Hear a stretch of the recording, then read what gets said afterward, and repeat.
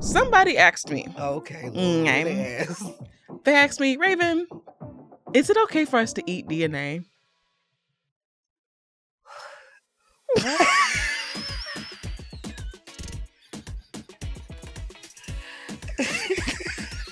Now we laughing because we know what. Yeah, I mean, you eat DNA. Like, it's okay for you to eat DNA. Actually, you would die if you didn't eat DNA. Oh.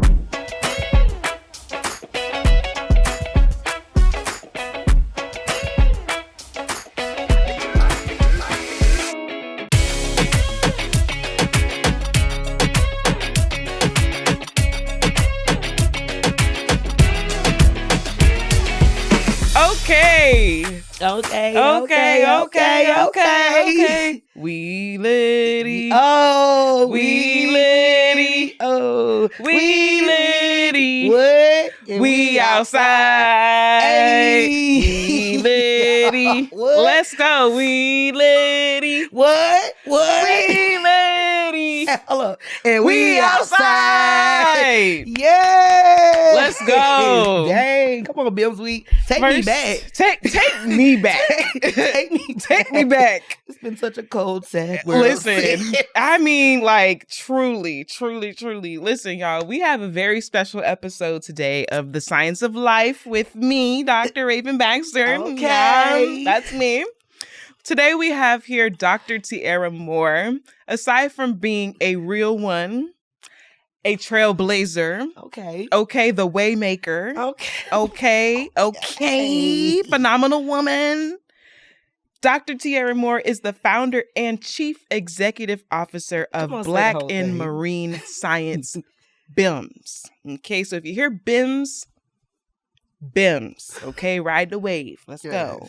Born in Philadelphia, Pennsylvania, okay, Philly, and raised in Greenwood, South Carolina, Dr. Moore is a dynamic and exuberant leader who has dedicated her career to creating equity in marine science. Dr. Moore has a BS in biology from Winthrop University and an MS in biology with a concentration in environmental science from Hampton University. Come on. Dr. Moore earned her PhD in biology from the University of California, Los Angeles, UCLA, and conducted postdoctoral research at both the University of Washington and the Nature Conservancy. Okay, we're talking big dog behavior, big boss shit. Okay, thank you. Now, it gets better. In 2020, Dr. Moore created hashtag Black in Marine Science Week to celebrate the contributions of past and current Black marine scientists, deepen understanding of climate change and ocean literacy, and connect Black marine scientists around the world. And when we say around the world, we mean around the whole globe. Honey, we in 32 different countries. Okay. Since then, the group has grown rapidly. Okay, that's an understatement. I would say exponentially, really.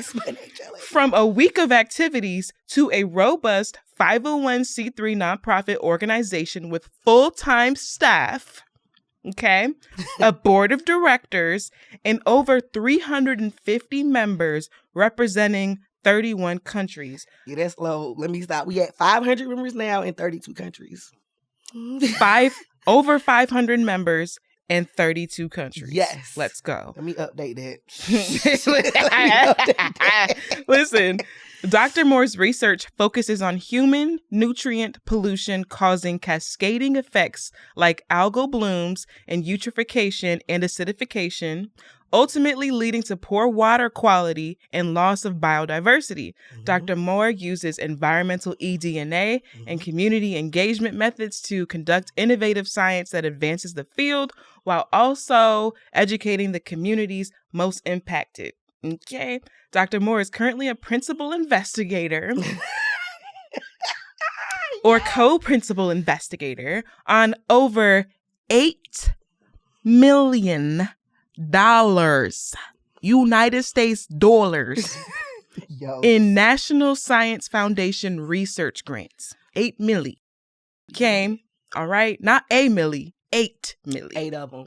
Okay, the research projects focus on upstream and downstream communities to better understand the impacts of nutrient pollution through the development of an online data platform and documentary. Yes, Harming the Water coming soon. The establishment of the BIMS Institute to increase racial equity in marine science, and the formation of the BIMS Tidal Wave to increase travel support and professional development opportunities for scientific conferences. Mm-hmm.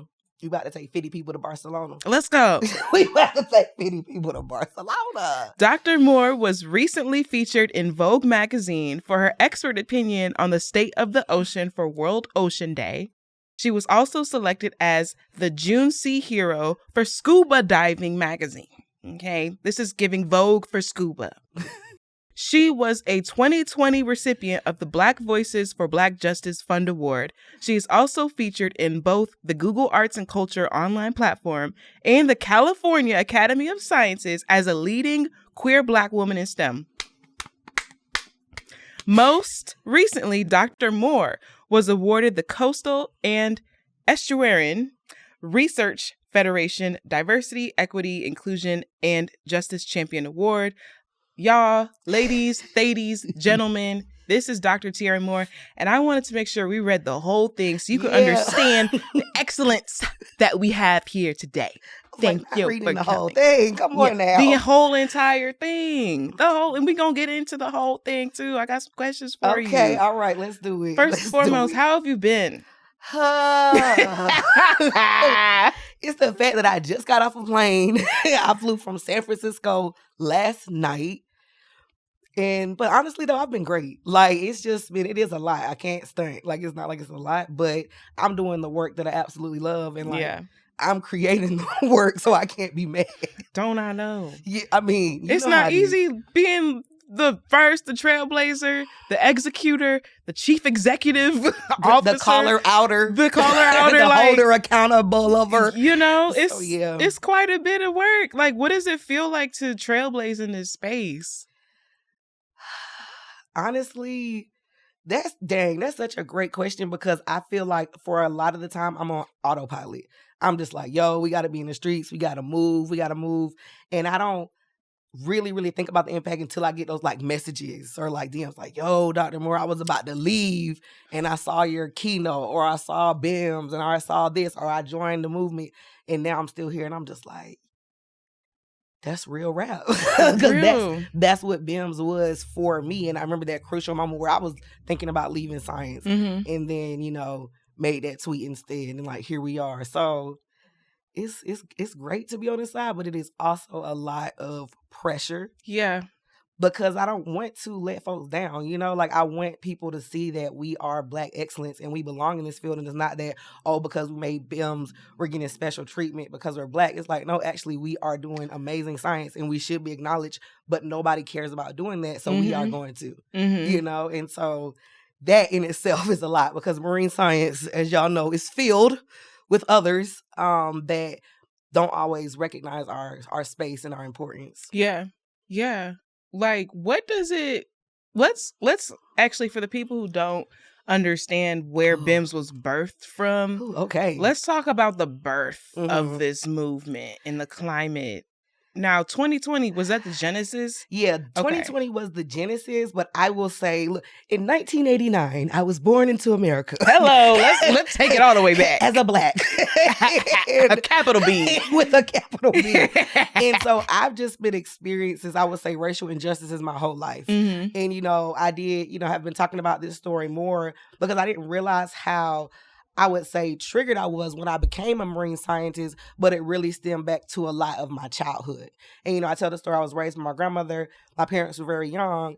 And ultimately, my mom was incarcerated when I was younger. Yeah. And so that was just an injustice there, because what she did, giving it to someone else, you say a young white mother with a 10-month-old child, nobody would have put her away for as long as she was. It's just like just thinking about the realities of that for what it was. But we know there's disproportionate amounts of times that Black folks get locked up. So I would say that was the first major injustice in my life, just as a wee babe. And so just growing up in that type of environment when like racism and stuff is like rooted in where you are, because of course now I don't have my parents. My grandmother has all these other kids that she's taking care of, like set us up to be in this like poverty stricken space, you know, to where there wasn't really expectations for me to do too much, but I was always just there, like in the midst of like, lurking around, like, where's better? How can I get out of this?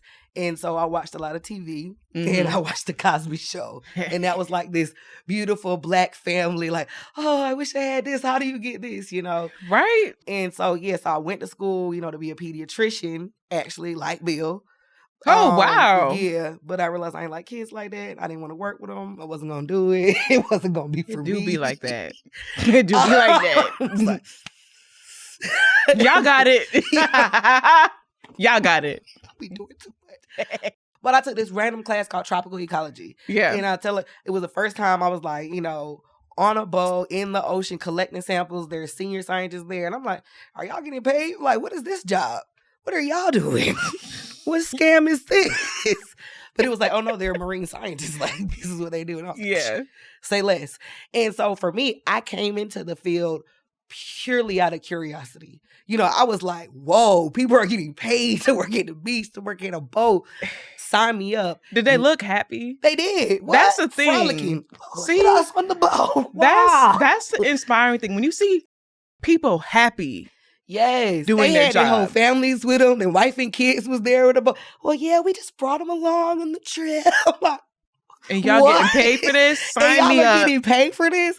So for me, it was just like, okay, now I know about this new career path. Not ever one time did I think, oh, because I'm Black, they're going to look at me like I don't belong here.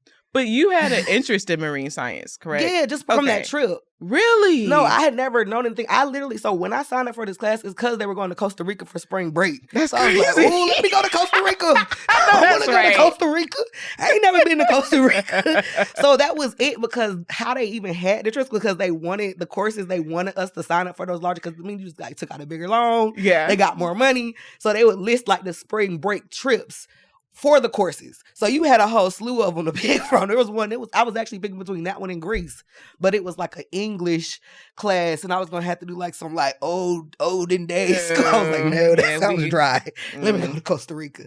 And that's literally how I picked it, because of the spring break trip. Wow. And it changed my whole life. Yeah. So that's what I'm saying. So just knowing that I took this trip and was just like hype, and they were white professors, like, you know, I didn't even think nothing of it. Like, right. Y'all out here doing it. Okay, let me go. And then the bullshit started unfolding, correct? and then, yeah, which is interesting, because so after that, I was at Winthrop in South Carolina, and I remember saying, like, because I pledged for the streets. Oh, even though we know. Anyway, we Greek over here. Yeah, we know. So I had pledged, and I was like doing a bunch of like, you know, different events, step shows and stuff. And that's when I really saw the HBCU life. Yes. Because Winthrop was a predominantly white institution, or PWI. And so I was like, oh, Black people got whole schools? Wow. Yo. This is amazing. I love that. Again, like, it wasn't really a thing. Like, I've just been floating about, and I didn't have a lot of guidance. Like, I was just in the right room. I got a scholarship to Winthrop somehow, because I did some after school program. And so it wasn't like I picked different schools. I was just there. And it wasn't until I was at Winthrop in Delta, going to all these different schools. And I was like, wow, this is what's up. And so I was like, for grad school, I want to go to an HBCU. And so I tried to find a grad school HBCU with the marine science program, and it was like 2 of them. And the best one, the best one was at Hampton. So I write to Hampton, and I'm like, hey, I took this one class. Please accept me. I'm going to be the best marine scientist ever. And they was like, all right, go ahead. Come on up here, but you got to pay for it yourself. So you... Was that for your master's degree? Yeah, that was for my master's. Wow. Yes, for my master's. Oh, you really like switched it up. Yes, really. That's difficult. I don't think people understand how difficult it is to kind of like pivot, even if it's in your own field. Like, it's a different area. It was. Wow, they were good for accepting you. Good on them. Good job. They was like, you can come up here, but we're not giving you no money. You got to come pay for yourself. Well, I'll take it back. Yeah, you know. You know. I take it back. It was like, you can take a chance on yourself, but we'll at least open the space for you, sis. Like, at least. They said, we'll take the money. Right. But, you know, just got another loan. Hello. Went up there, but then go up there. It was funny because, again, we're at Hampton HBCU, but most of the professors in the Marine Science Department were white. So I go meet my professor, white dude, real cool. And I'll tell him, I'm like, hey, I'm from South Carolina. I took this one class. I'm going to save the ocean. He's like, okay, read all my papers and tell me what your research project is going to be on. And I end up looking at nutrient pollution in the Chesapeake Bay. Okay. And again, like really cool because it was around a bunch of Black students, even though the professors were who they were, it was still like, oh yeah, I can do this. Like, this is what's up. Yeah. And I think it wasn't until, even though there was like smaller racial experiences, like foolishness that occurred, it really wasn't until I was done. So I was like, oh, dang, because of who I am, I'm being treated like I don't belong here. And then I finished my PhD in 2019, started my postdoc, and then the pandemic, and then George Floyd, and then Christian Cooper, and then Bills. So in that order. You were in grad school during the pandemic? No. So I had just finished. So I literally just graduated 2019 June. Woo. Went to do my postdoc July 1st of 2019. So I'm in the middle of my postdoc July and then March. So I didn't even do a full year. And I just moved to Seattle, Washington. And I was at the University of Washington, the only Black person in the building. I was pulling Issa Rae moves like in the bathroom, like, hey, sis, what's up? In the building? Yeah. In the building? Like, in the whole building. In the building? The whole building. The whole building. The whole building. I see no, like, where you? I remember in the other building, I was thinking to get lunch. I was assigned a lunch. Oh, we want you to have lunch. Mm-hmm. Lunch. I'm like, okay, you know, new postdoc must be meeting some other postdocs. I get over there, it's the secretary. I say, well, why am I over here eating lunch with the secretary? Oh, because she Black. Yo. Wait, hold on. Like, I'm being dead serious. Oh, wait. Wait. Say that again. Say it again. So I'm assigned a lunch. On your visit? No. Well, I was already there, but it was just like, oh, I'm done. I'm here. And I think they kind of realized that there wasn't any other Black people there. It's like, it's stark reality. Like, and so they assigned you a lunch with this. Oh, yeah, we want you to have this lunch so you can get, learn how to, I guess feel more welcome. Okay. So I'm like, all right, well, who this lunch with? I'm thinking it's about to be a professor, somebody in your field. It was the secretary. They said, go talk to the other Black person. In the other building. In the other building? So I had to go outside, walk across the way, walk up the stairs, and go meet the other Black person. Talk about feeling othered. Yo. And like outcast. Literally cast out the freaking building. That's crazy. Wild. It was like nothing I ever thought about before. Like, was the secretary even in your department? Well, she was the she was the department secretary. And honestly, listen, shout out to her, because I know she was going through it. I know she's still there. She probably still is. But she came through, hooked me up, let me get my laptop, because they was not trying to let me order my laptop. So, but yeah, raggedy. Lord. So anyway, all these experiences, thinking like you don't belong, that stuff. Like, we had this big board, we can order stuff, and then like all of a sudden my supplies wouldn't get ordered, but everybody else's would, but they didn't know why. Well, did you write it up there? No way. Did you write it up there? Are you sure it didn't get ordered? Well, I actually checked, and you had more than enough than what you asked for, so I just erased it. Without even telling you? But what about planning? What about me knowing I got some shit coming up? Like, what? Just order the shit because I wrote it on the board. So yeah, just stupid stuff. Just stupid. I'm irritated. I'm so irritated right now. What is going on? And so with 2020, we so I had transitioned from UW actually during this time to the Nature Conservancy. And so it was interesting because while it wasn't the same like stark, stiff whiteness, it was definitely still a predominantly white space. And now I'm the only Black woman at the PhD level that any of them had ever even breathed upon. They're like, breathe upon. What is this? A real live Black person with a PhD. And then it's just like the comments, like, you know, I would bring up something like, oh, hey, this didn't happen, or hey, something messed with this. Well, you know, I don't see color. So, Oh. Okay. Well, that's cool, but about what I was talking about, because I didn't even say. So it was like almost like thrown on me. It was a weird place to live in Seattle. Yeah. So anyway. Why are you making it racial? Right. I'm Always just making existing. it racial, but then making it about me like, well, Tiara's mad because she's Black. I'm just like, what? What is going on And here? this is what year? This is in 2020. So this is in the thick of it. That was a hard time to be a Black academic. It really was. It was hard to be Black in general. Like HR situations. I'm like having to like write all these stories down of the things that are happening to me. Then they go through a whole HR investigation just to tell me that racism was not occurring there because nobody else had experienced it. Can I make a comment on HR? Okay. Trash. I was also the only Black person in a building when I was a drug discovery scientist working in a lab. Oh, well, I wasn't the only Black person. I was the only, like, I don't know. I will say the only other Black people were the janitors, the security, and then it was me, the scientist. And this is a 8-story building, okay, in the middle of downtown. In the middle of the hood, actually, which is crazy. Right. So, anyways, gentrification is crazy. Oh, so, I reported something to HR. Mm-hmm. HR came on site, and it was a racial issue. Somebody had called me a token Black person at work while I was working. And I reported it to HR anonymously, okay? Well, how anonymous could it be? Well, they were supposed to treat it anonymously. Like, they were supposed to, like, not address me directly. They came from Albany to Buffalo. That is across the entire state. Okay, the HR, Albany to Buffalo, to pull me out of the lab to address my anonymous complaint about being called a token Black person at work. And they made it so awkward.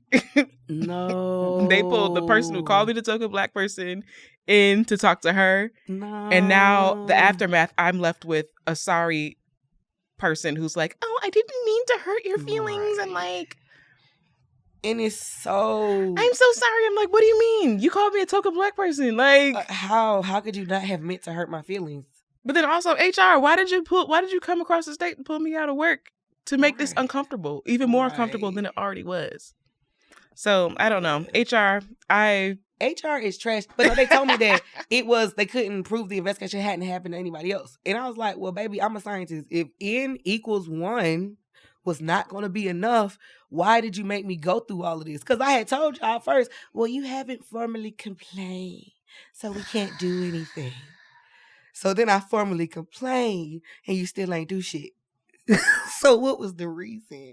So anyway, so stuff like that, when you see system that definitely doesn't work for you, benefit you, it was like, how do I leave and do something else? Exactly. You know, and there was just that moment of literally, like I said, the pandemic, George Floyd, then Christian Cooper, Black Birders Week. And I remember all these other Black in STEM, like it was like Black in Chem, Black in Physics, Black in Neuro, Black. I was like, yes, come on, Black people. He's coming out. We was tired. Right. And then I was like, well, where's Black in Marine Science? And that right there was the tweet that is now why we are here. We're gonna paste it.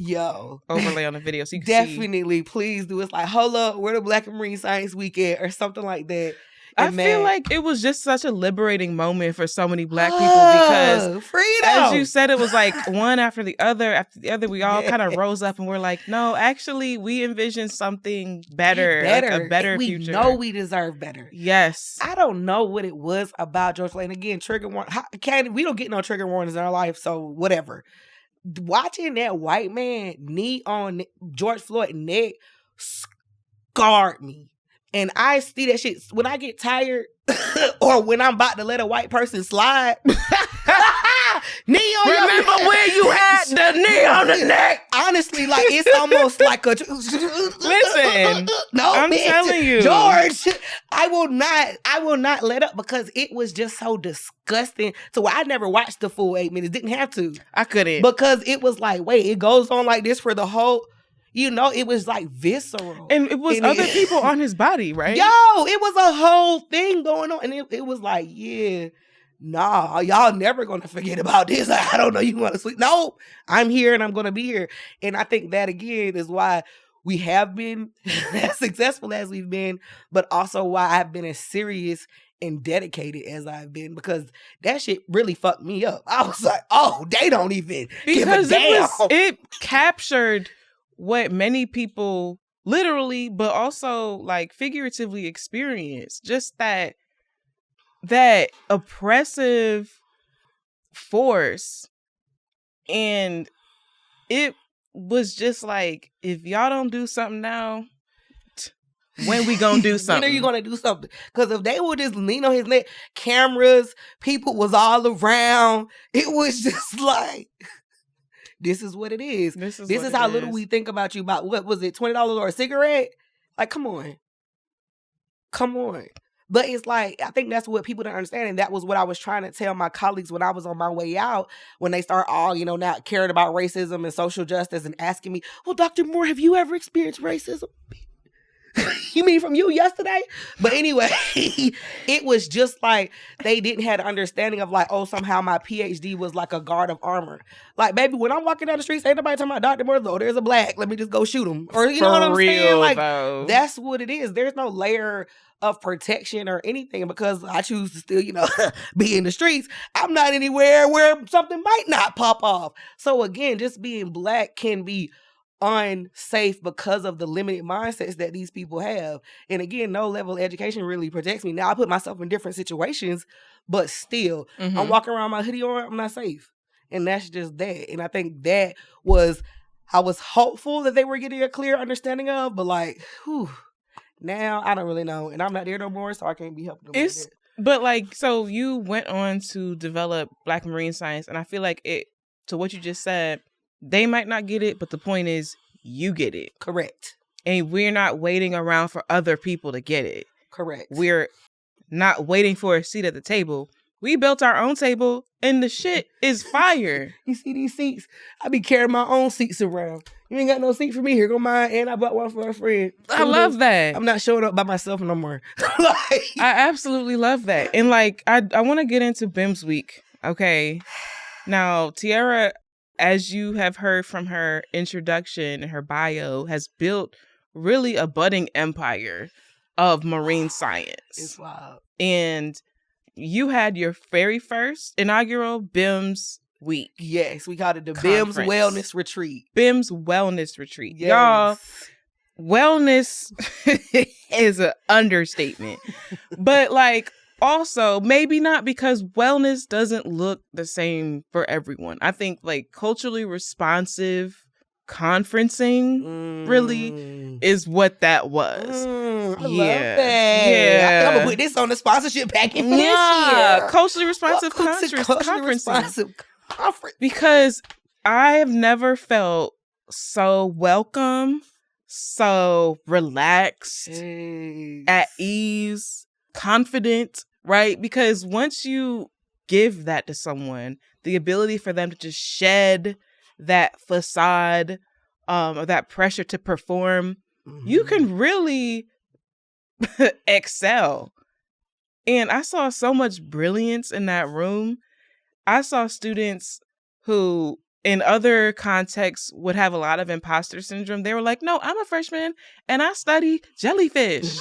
Right. At Tennessee State. Yeah, ain't no ocean, but we be out there though.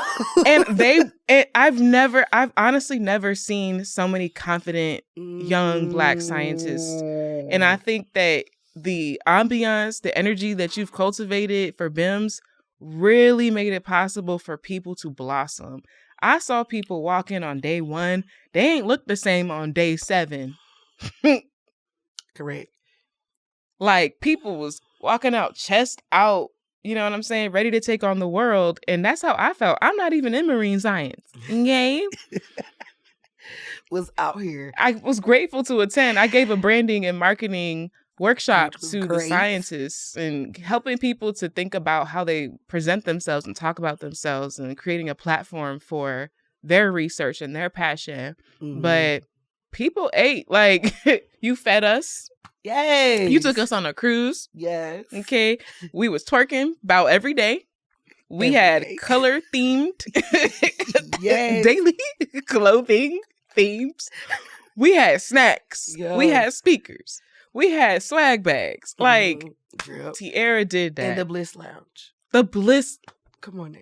The Bliss Lounge. Yes. Have y'all ever, it was almost as if, imagine if Erykah Badu, okay? Ooh, Imagine if Erykah Badu and like India Arie and fuck it, I don't know. Some rando Tiara's energy. Okay, imagine if they merged and became energy. Then you turn the lights down low. Turn the lights down Reflection of the water, you know, good smells. It smelled good in there. Tea, fresh tea, massages, soundscapes. It was like a silent disco. You had the option to put on headphones and you could either do like easy listening music or soundscapes of the ocean. You could nap in there. You could color. And we had a therapist.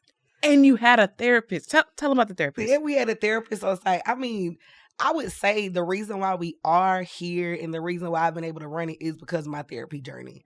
Like, because I was definitely struggling with my mental health. When you have folks consistently telling you that you aren't experiencing what you're experiencing, it really does make you start to feel like you are unaware of your surroundings, like you don't know what's going on. And so going through therapy really like helped me to just get my perspective together, like to get my mind right. And I know it is a huge stereotype in Black families and Black communities. And so I wanted to be very open about my journey, but also not open, provide a resource. Because I could have got up there and talked about therapy all day. Absolutely. But I was like, nah, we bringing a therapist and we making it free. Yeah. Like if you want to sign up, it's already included in your registration.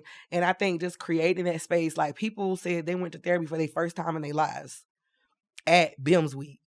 You know, like, and it was just like just having that space to talk and it being destigmatized. Like nobody was like, oh, you in the therapy line. Nobody cared. It was like, go talk to her, you know? So it was, again, I think it's like you can have these spaces, like, you know, all universities have therapy, but it's in this little cold room and it's usually one Black therapist who's overcommitted because they're talking to all of the people. Because listen, the Black therapists don't just get the Black people, they get all the Black and brown people, and then some white folks want the Black person too. So it's not like, you know, so there is an overcommitment. So it wasn't, you know, they couldn't really just actually settle in and get the help that they need. Yeah. And so that's what we saw from BIMS Week and having the therapist on site. We're gonna have an episode talking about the stigma of mental health in the Black community. And we're going to bring in a psychiatrist and a psychologist to talk about like not only the stigma of going to therapy, but also the stigma of taking medication to help your brain. Like there's a lot going on that we got to unpack.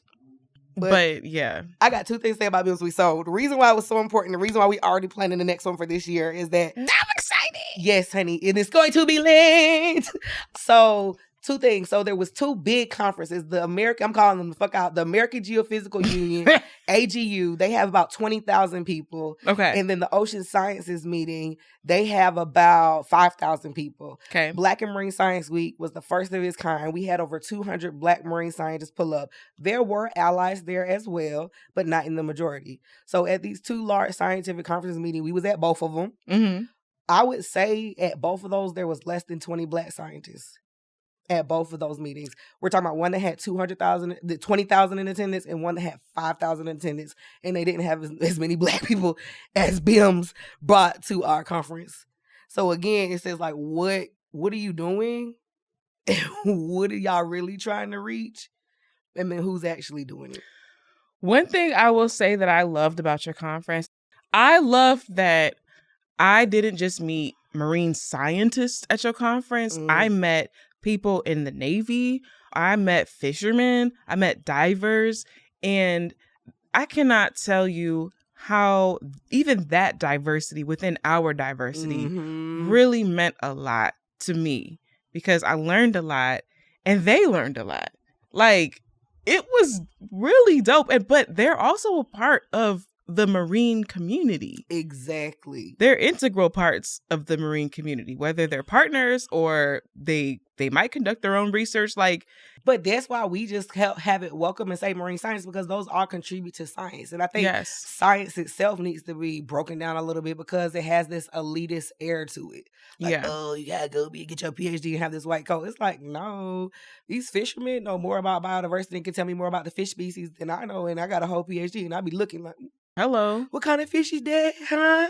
What? And they be like, well, if you look at this gill, you'll be able to know. And they see it's right there. They're like, if you look at this, I'm like, oh. I was talking to Dr. Ronald Gamble, and he told me that for one of the professional societies that he belongs to, you have to have like a recommendation to get in, or you have to have a degree in the field. No, you and like, you can't even get in. Yeah, so like some students who are attending these conferences, they're not members of the org because they're not qualified, even though they're students. Oh no, that's wild. It's kind of crazy. Yeah, no, that's wild. I mean, again, there is this air of elite, this, you know, and I think that's, for me, that's why we've always been trying to, how do we merge just realness? Because it's like, you don't need to be elite to be in this field. You just need to want to do the work. You need to be passionate about the work that you're doing.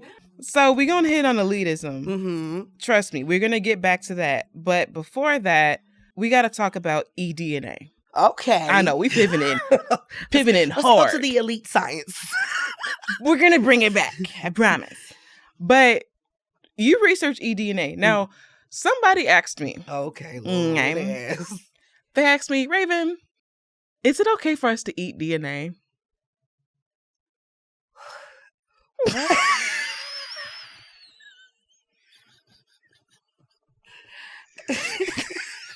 Now we laughing because we know what.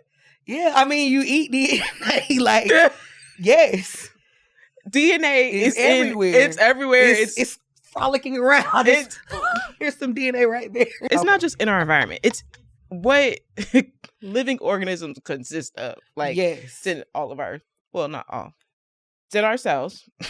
It's what makes us human. It's what makes living organisms live. So when you eat vegetables, you eating DNA. When you eat meat, you eating DNA. Like, it's okay for you to eat DNA. You would die if you didn't eat DNA. Oh.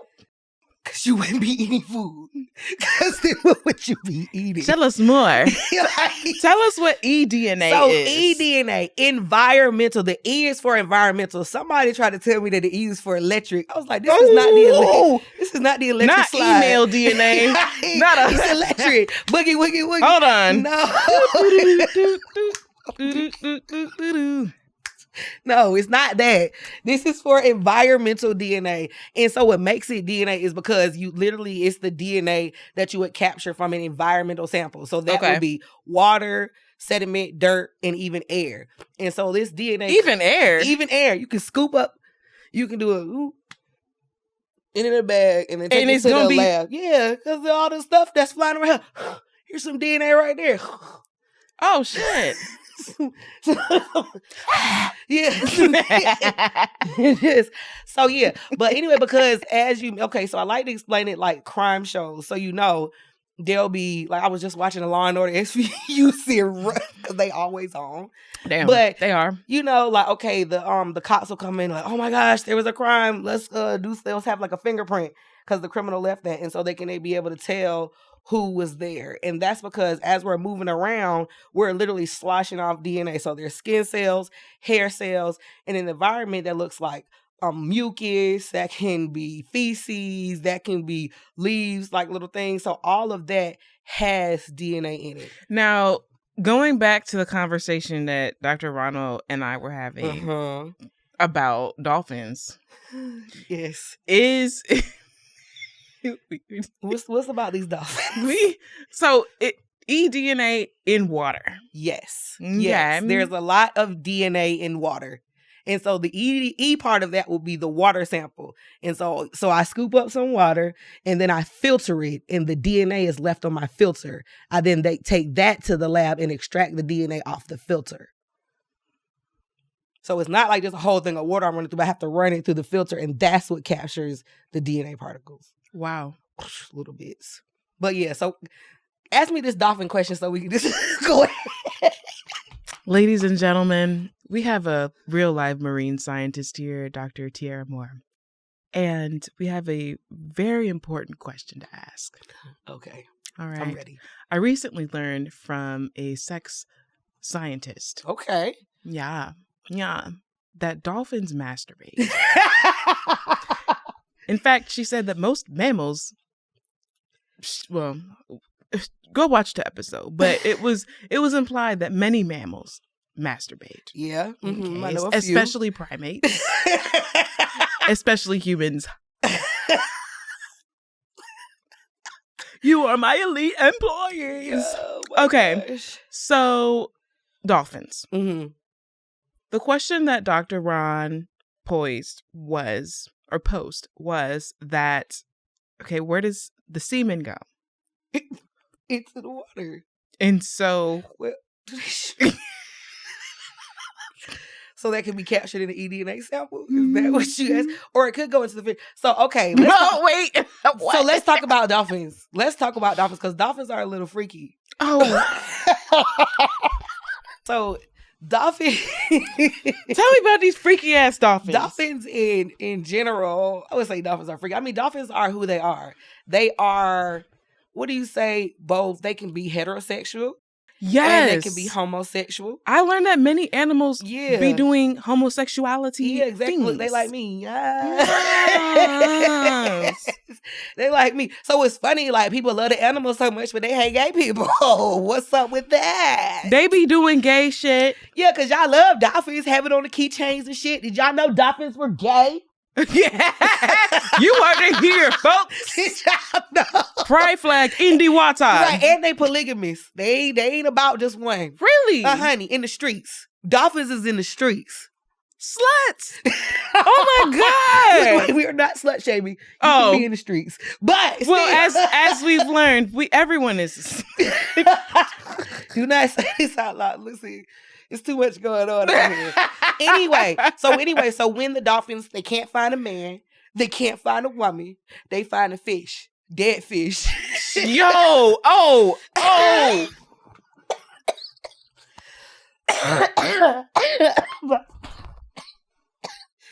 Just Wait. No. I can't breathe. No. I can't breathe. Okay. I don't even know what you're about to say. So I know it's about to be crazy. So they can find, No. like say a dead fish. And...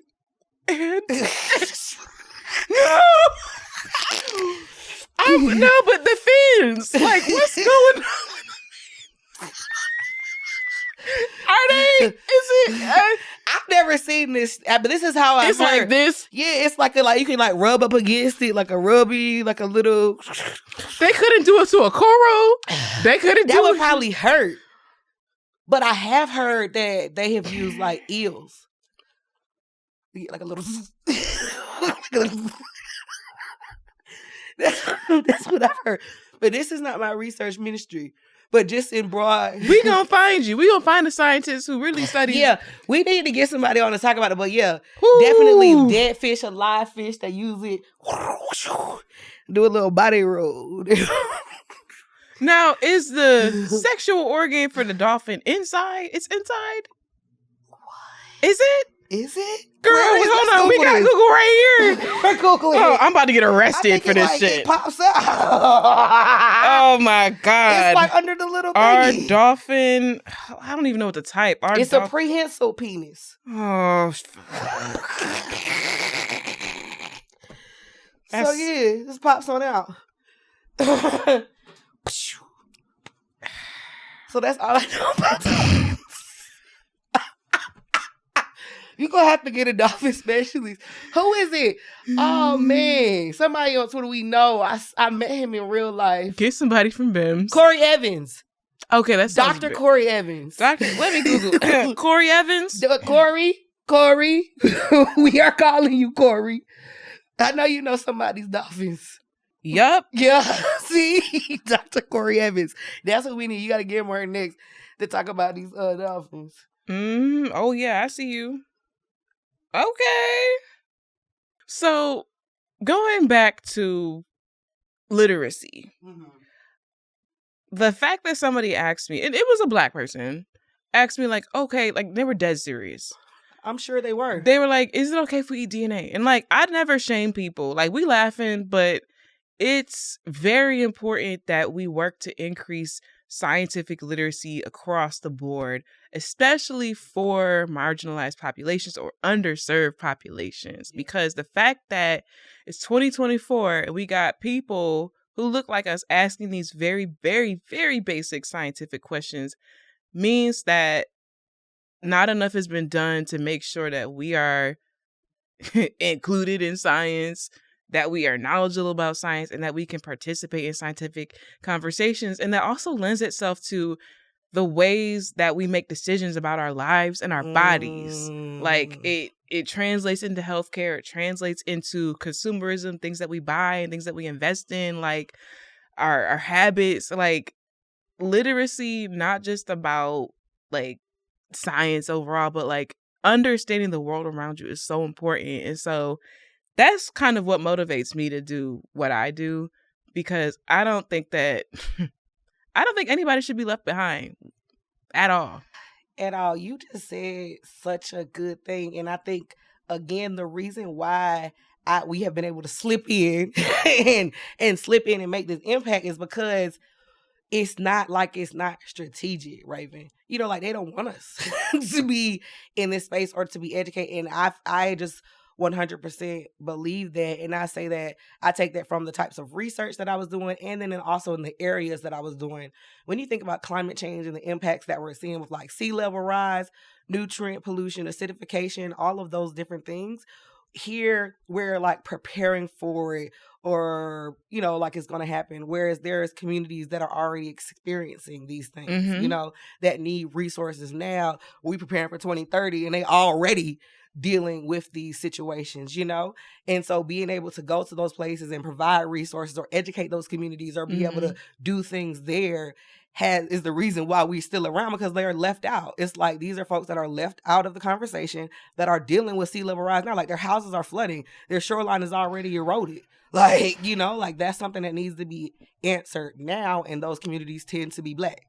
So now I can go over there, take my resources versus working in these pristine conditions, preparing for some shit that may or may not happen, you know? So I think there is these huge gaps, but it ultimately starts with that literacy piece. And that's what a lot of our work is like grounded in. How do we just tell people like, hey, this is happening because of something, not like y'all are doing something wrong, but this is actually because of climate change, and this is how we can help, and this is how you can actually be involved. You know, from teaching kids just how to swim. Yeah. All the way up to doing scientific research is what we're doing at BIMS. Amazing. And now, as you were talking, I thought about, okay, what percentage of the Earth is ocean? 71. Okay. Yeah, that's what they say. Somebody gonna say I'm wrong, but it's 71. So I do feel as though it's very important to be marine literate.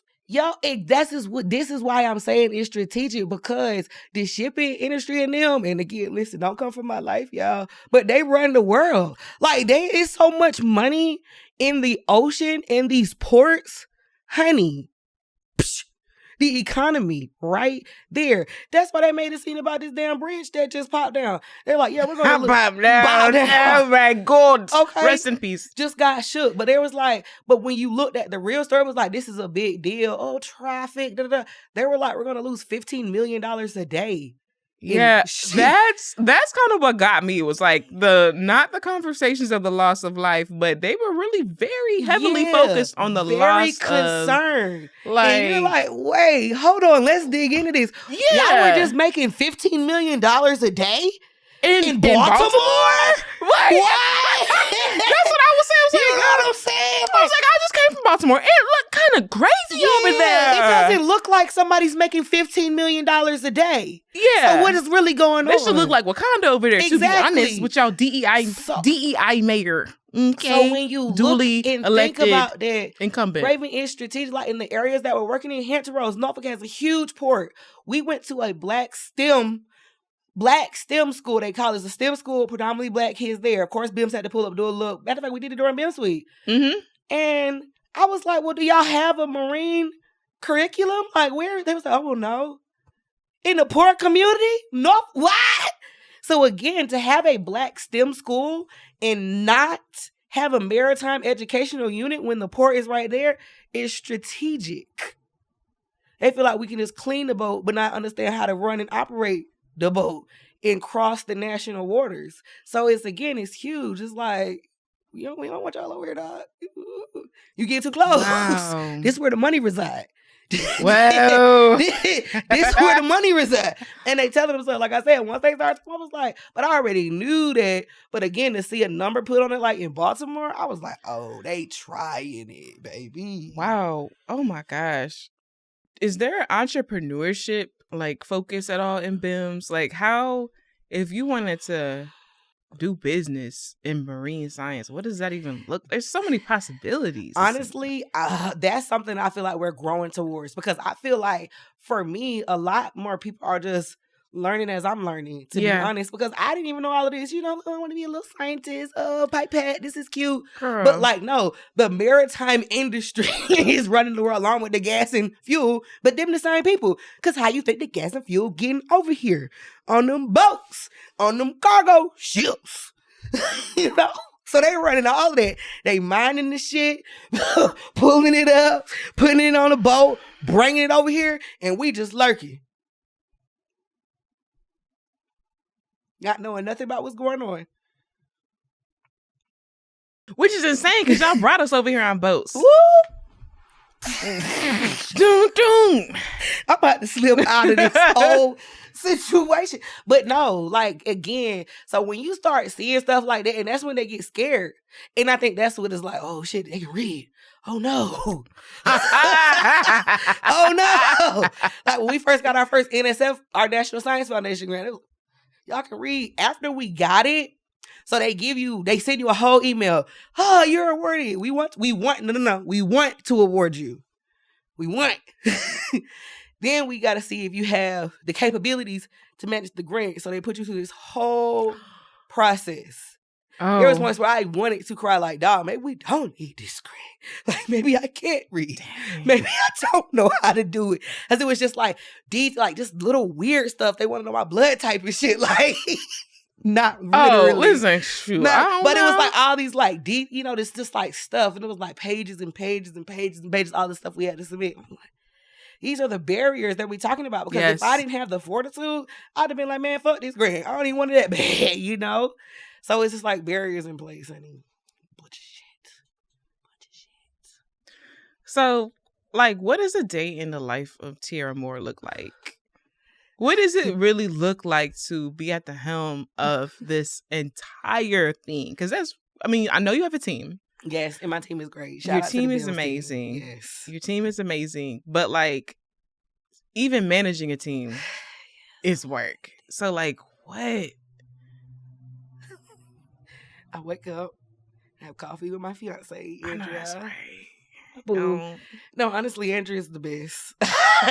Y'all just got engaged. And we did. Yes. Hold on, let me see that. Yeah, look at it. It's rose gold. Oh, ew. Yes. Real nasty. You just be sparkly and shit. Mad big, mad sparkly. I know that's right. That's a rock. Because you knew I deserved. You deserve. Yes. Absolutely. Yes. So I start, as you saw at BIMS week, I don't start anything before 10. And that's just the practice that I have, and it exudes throughout everything that I do. I know that's right. I don't have no meetings before 10. My schedule is blocked. Don't bother me before 10. And that's whatever time zone I'm at. It was real messed up when I was in California last week. They was like, damn. It was like, hey, Dr. Moore, it's 1:00. Are you ready for a meeting? It's 1:00 for y'all. It's 10 over here. Because I'm doing the same thing. Because it's not like my day doesn't stop. Like, am I able to stop early? No, because when I was over there, I was out till 12 daytime. It wasn't like I went to sleep any earlier. So that means that was 3 y'all time. Mm-hmm. So that means I still need my time to get situated. But anyway, so a day in life, so I started at 10. But that's work. So I have my morning. I do get up. Like, I'm not waking up at 10. Yeah. I don't know what time I wake up. Sometimes I wake up dumb times. Yeah? Yes. At like 4. Oh. And I just be up lurking and thinking like, oh, what am I going to do? I have like a lot of thoughts in my head. But then I'll actually go back to sleep after that. And then wake up at like 9. But anyway, so you have coffee, time with my boo in the morning. And I go, really, a lot of the times I'm in meetings. I would say for the majority of my time, I am in meetings. Now, the composition of those meetings has changed dramatically. Now, Really? I'm in largely team meetings and partner meetings. I used to take, when we first started, a lot, oh, can I pick your brain? Oh, help us white people do better. Even though you're going to spend an hour and we're not going to have any money to do anything after this. So I don't take any more of those calls at all. No. Picking my brain? No. Sound like you want me to pick some cotton? Oh, yeah. valid. There you go. That's Harriet Tubman said we're not doing that anymore. Yeah, we're not. So I don't. Okay, we're done. But no, it is like you just got to start calling shit out for what it is, and then it's easier to say no. Like, oh, you feel like picking cotton today, T? No. Okay, then are you gonna take that meeting? No, because it don't amount to anything, and it would be different if they would. You know, I don't mind. Like, I feel like we created our, ally membership because we do have some good supporters who truly want to help. Mm-hmm. But that's not everybody. Mm-hmm. A lot of folks just want to check the box, say, oh, I talked to Dr. Moore, she did, and then that was it. So anyway, so that's why being in meetings all day is not as bad because I'm like talking to my COO, talking to my CFO, talking to my CSO, talking to my program director, talking to my director of development, talking to them, so those are good meetings I would rather have. C-suite? Exactly. Got a whole C-suite. I know that's right. And then, so it just depends. So I have weeks where it's mostly like meetings, and then there's weeks where I'm traveling and I'm in the streets. Like I just came from a whole series. I was on the West Coast. I was in San Diego. Then I went up to Santa Cruz. Then I was in San Francisco and Oakland. So just having a bunch of series like in-person meetings. Yes. And then there's the weeks where we have our programs. Like we are about to do our BIMS Tidal Wave. Yes. Tell them about Tidal Wave. So BIMS Tidal Wave, I'm very excited. It is our conference travel grant program. And so I had the idea because you don't see Black folks at the conference. How can we bring a whole wave of them? And I'm not talking about 2 or 3. I'm talking about 50. Hey. 50. Bring them out. Right. So the cohort itself is like 41. And then we have the BIMS team that's going with us. So it's like 50 total. And this whole goal is like, bring this whole cohort, whole tidal wave of scientists to the conference.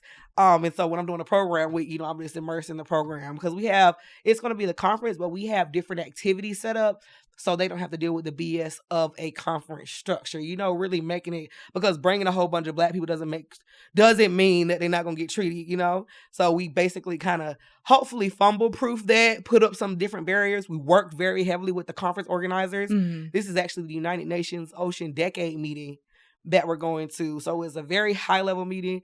We only had 1,000 spots. So they tried to play me when I came in with my 50. And I was like, are y'all going to have any more Black people outside of us? No. Okay, then. Okay. Let me get my spots then. Let me get my spots. But it's like you have to fight tooth and nail for everything. But anyway, so we got them spots. And so, we were about to be in Barcelona for a week. Yes. Okay. Barcelona. And we had a little Spanish and culture class. Oh, yes. Yes. So, hola, me llamo Tiara. Thank you. Soy de los Estados Unidos. Shout out to all of our Spanish-speaking listeners. This is a bilingual podcast. Oh, come on. Hola for real then.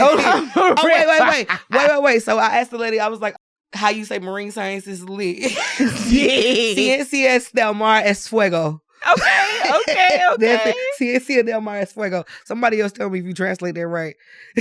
That's what it is. It's fuego. It's fuego? It's like fire. En fuego.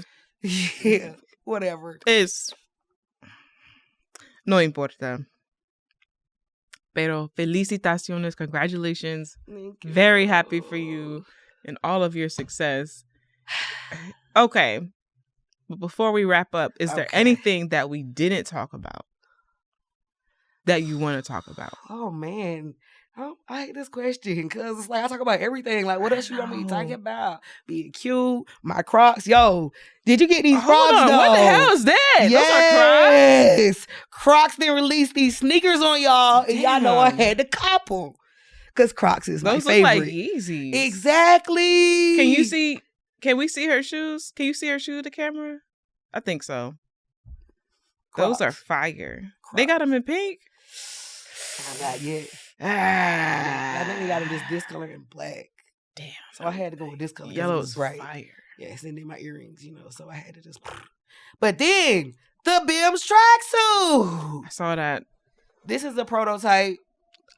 Y'all let me know if y'all buy this.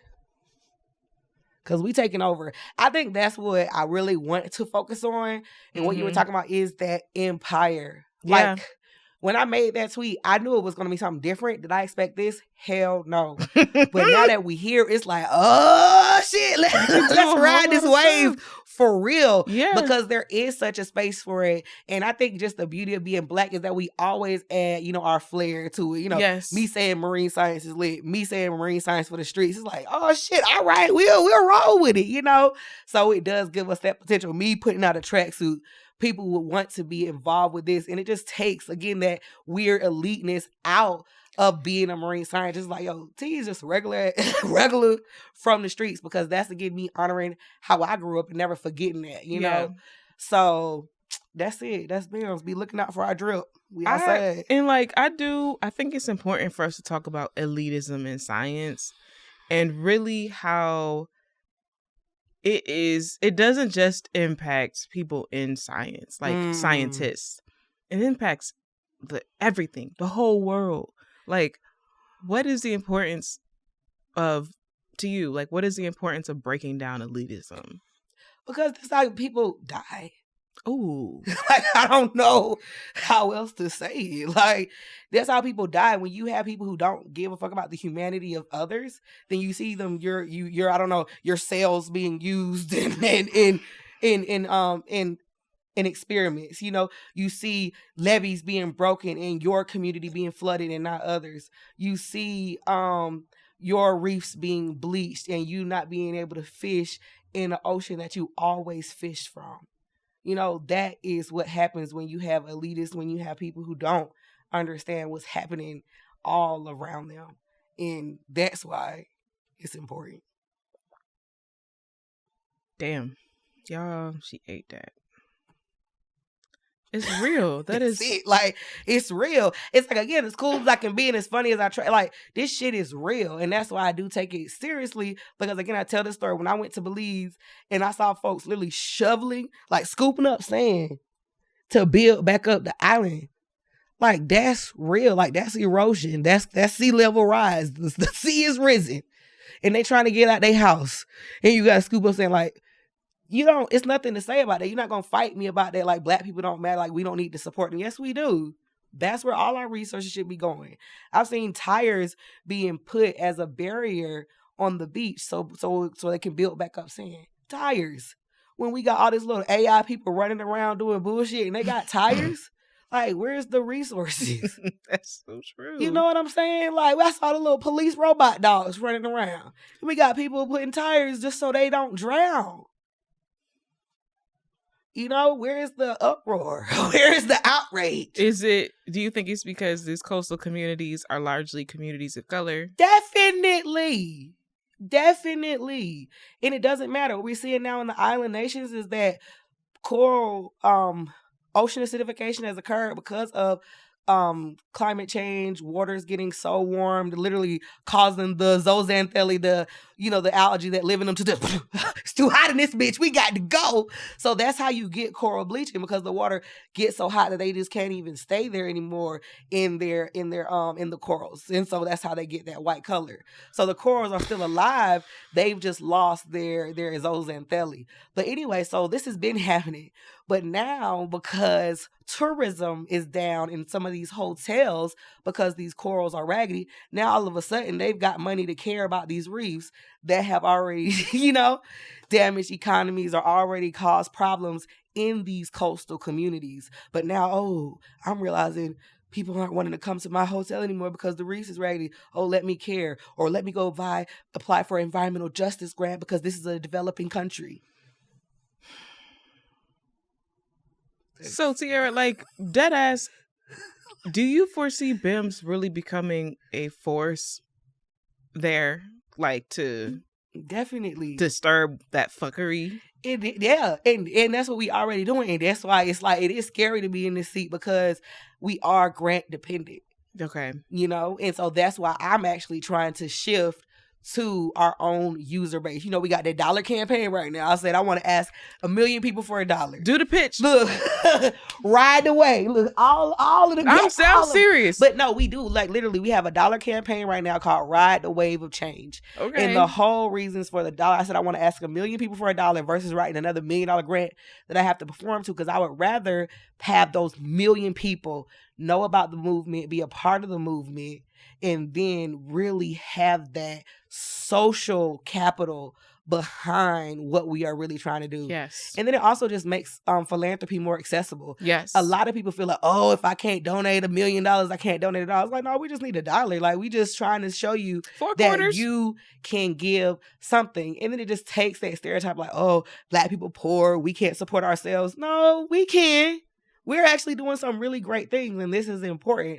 And that's when we started our membership. Mm-hmm. But even our memberships is barrier free, because if people can't pay the $10, the $12 a month, then we have a scholarship program. So all you got to do is just apply. And nobody has been turned away. Nobody. So as soon as you apply, you're accepted. So we really just, again, giving folks the opportunity to put into the pot. Mm-hmm. But we know if you don't have it, we got you, because that's more important. The fact that you reached out, the fact that we know you. So yeah, so definitely if you been hearing what I'm talking about, want to ride the wave, definitely look up BIMS.org, Black and Marine Science, hit us with $1, and that will really, again, start to build us up so we don't have to be dependent on these huge white dollars, honestly, that are government and that really can't get us to do what we want to do. I would say that's the difference, because we do have ally support. Not saying that, but we can't do everything that we want with like an NSF grant or like some of these different grants. That brings me to like going back to disturbing elitism and also promoting scientific literacy and inclusion in science. Like, is it out of pocket for me to say that I feel like every Black person, if they can, should join a Black-led professional organization? For sure. I think it's just even if it's community. Even if it's not their field. I mean, everybody should join BIMS because we're great. I agree, though. I do agree. Like, for all of the reasons that we talked about in this episode, but like, yeah, like this, y'all want to get behind Tiara, okay? You want to get behind BIMS because she's dead ass, okay? It's a serious movement. They're making waves, no pun intended, but like, it's the ripples from what BIMS is doing is felt beyond the marine science community. And it's important for everyone to support this and get behind it so that you can do what you need to do and so that we can all benefit. Because I do feel like when Black people win, everybody wins. Exactly. You know, I'm glad you said it because, again, speaking to my allies, you know, we did have a few allies at BIMS Week, and one of them came up to me and she literally looked me dead in my face. She was like, I'm sorry, you don't get to feel how I feel when you're at our meetings. And what she was really trying, I was like, at first I was like, what? Don't get punched. Yeah, what you mean by that? But then when she was like, I'm sorry, you don't get to feel how I'm feeling right now. Because how she was like this only, you know, person, and there wasn't that many of them, but she didn't feel excluded. She felt actually more welcome and taken care of because she was by herself. So people was checking on her, like, hey, you all right? Pulling her in, bringing her to the table. And I'm like, interesting. Wow. Well, you look at that. But it's like, again, did I create that? But it's just like, we're not assholes. And I think that's what the thing, people are like, oh, what does BIMS do differently? We not assholes. Like, I would never see someone isolated by themselves and say, hey, go get me a coffee, or hey, you know where the bathroom is, or hey, or just not talk to them at all and just leave them there, you know? Yeah. And those have been my experiences at scientific conferences. I was on the board of directors. I remember somebody tried to hand me their plate to take. And I'm just like, I'm not the plate. And I'm just like, oh, badge. So, you know, but again, that's just an asshole move. Like, why would you do that? Why are you not even looking at the face of the person? All you see is a brown. Okay, they take my plate, you know? And so that's just something I would never do. So yeah, ally, you weren't treated bad because I would just never treat a person bad.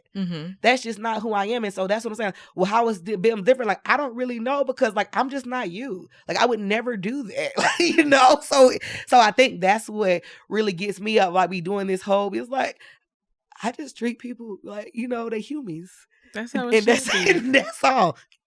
But that was a key takeaway when she came up to me. And I was like, exactly, like, you feel good. Like, you don't feel left out. You don't feel like anything, but here's a predominantly Black space, but you're still welcoming people looking out for you. Mm-hmm. And we don't get to have that. So I'm glad she said it and she realized it. But it was like, wow, exactly. Exactly. Thank you. Y'all, listen, this has been an amazing conversation. I'm so glad that we could catch you on your trip, like making moves in the streets, literally.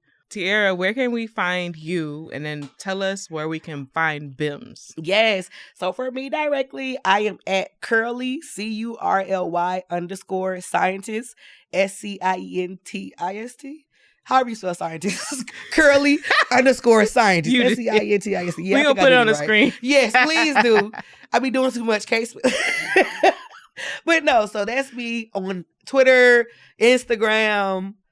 What's the other one? TikTok. And then LinkedIn. Oh, it's just Dr. Tiara Moore. Okay. Facebook. Facebook. Don't go on Facebook. Don't go. It's quiet for them. Quiet over there. Well, because now Instagram reposts everything. So it's just the same thing. But then I don't interact over there. Anyway. It's a different crowd. It is. Well, my grandma's still over there, so she be coming in. Yo, my grandma is my number. Shout out to my grandma. Shout out to my grandma, because she be out here. She be always commenting on my stories, my posts. And then for Black and Marine Science. So on Instagram is Black and Marine Science, TikTok Black and Marine Science, and Twitter is Black and Mar Sci. Facebook is just Black and Marine Science, LinkedIn, Black and Marine Science, and then our website is blackandmarinescience.org or bims.org. Amazing. Yes. Y'all, I hope that you enjoyed this episode of The Science of Life with Dr. Raven Baxter, where we explore the life sciences, the society that we do life in, and the life of the people who do the science. So yeah, very much happy that y'all rode with me on this, and we will see you for the next episode. Deuces. Bye.